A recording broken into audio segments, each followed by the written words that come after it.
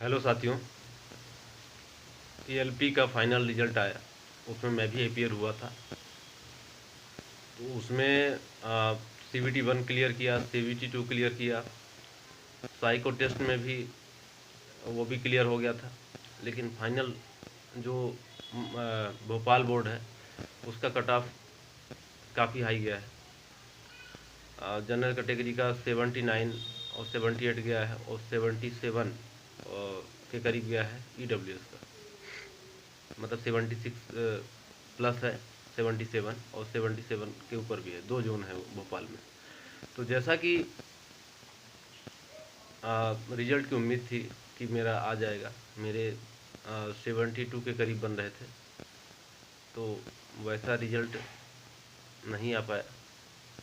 क्योंकि other zone में जैसे आप देखेंगे जम्मू एंड श्रीनगर वाले जोन में, तो उसमें 56 के करीब हो गया है, और किसी में 60 के नीचे भी हुआ है, किसी में 60 के ऊपर भी हुआ है। बिलासपुर जोन में ही, अगर अपने भोपाल से बगल में जो छत्तीसगढ़ है उसमें बिलासपुर जोन, उसमें 68 मार्क्स में भी लोगों का हुआ है। तो इस हिसाब से अगर देखें तो भोपाल बोर्ड का जो कट ऑफ है वो काफ़ी हाई चला गया है। तो मेरा नहीं हो पाया है, उसके लिए मैं काफ़ी दुखी भी हूँ। क्योंकि घर वालों की उम्मीद प्लस हमने मेहनत की।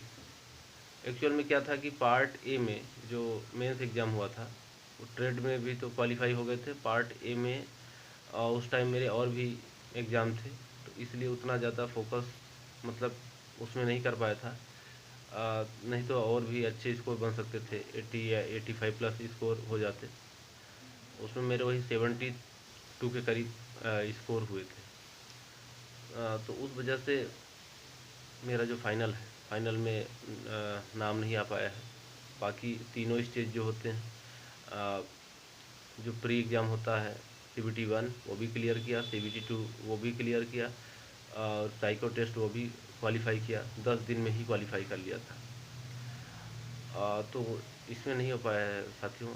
अभी अभी इसके बाद मैं अ, आगे फर्दर, अभी क्या है कि अगर मान लीजिए मैं अभी 1 हफ्ते 10 दिन इसी के दुख दुख में निकाल दूँ तो भी सही नहीं है। तो आगे फर्दर स्टडी वगैरह में अपने को लगे रहना पड़ेगा, क्योंकि आगे जो एग्ज़ाम है वो इसकी वजह से उसमें इफ़ेक्ट ना पड़े। तो आगे फर्दर स्टडीज़ करना पड़ेगा। लेकिन ये है कि कहीं न कहीं बहुत दिनों से जैसे रिज़ल्ट का भी वेट व्यक्ति करते हैं, मैं भी कर रहा था उसी तरीके से।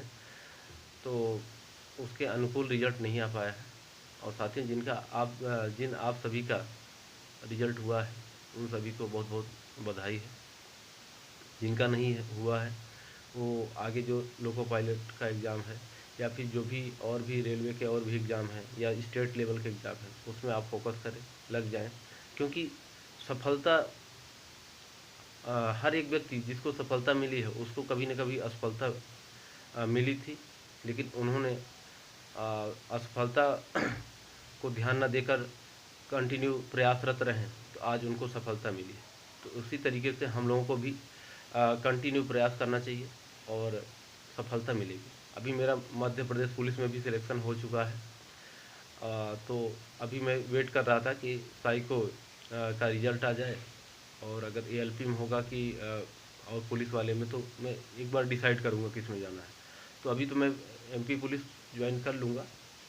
उसके बाद फिर मैं फर्दर जो भी मेरा अभी यूपी पेट भी मैं दिया था, तो उसमें भी मेरे 75 प्लस स्कोर हुए हैं। तो उसके थ्रू जो भी वैकेंसी आएगी यूपी में, उसके लिए भी मैं कंटिन्यू करता रहूँगा, प्रिपरेशन करता रहूँगा। और भी जो जेई लेवल के, जो भी स्टेट लेवल के, चाहे यूपी पीटीसीएल है, यूपी पीसीएल है, या फिर एमपी के वीवीसीएल वगैरह की जो वैकेंसी आएंगी जेई लेवल की, तो उसमें भी कंटिन्यू प्रिपरेशन करता रहूँगा। साथियों, मेरे द्वारा जो भी समय समय पर आपको जानकारी दी जाती रहेगी, जो भी कुछ अपडेट रहेगा।